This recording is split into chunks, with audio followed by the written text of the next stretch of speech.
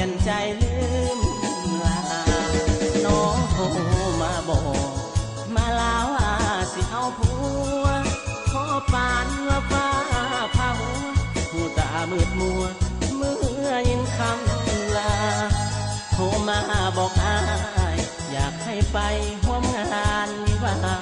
อายอยากไปอยู่เด้อน้องลาแต่ยันน้ำตาไหลผ่างานดอกแดนสวรรค์เจ้าเอ๋ยจงอวยพรใส่ให้เขากับคนหาใหม่ขออย่าได้พบความเศร้าหมองคนจนบุญน้อยจำต้องถอยห่างแม่เนื้อทองศาสตร์มีอ้ายบ่ได้น้องอ้ายกสิของศาสนาธามี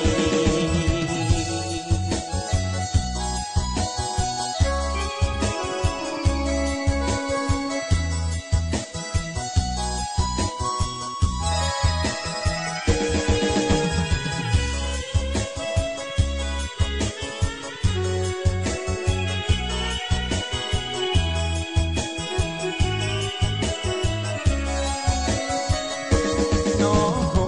มาบอกมาลาว่าสิเอาผัวขอปานว่าฟ้า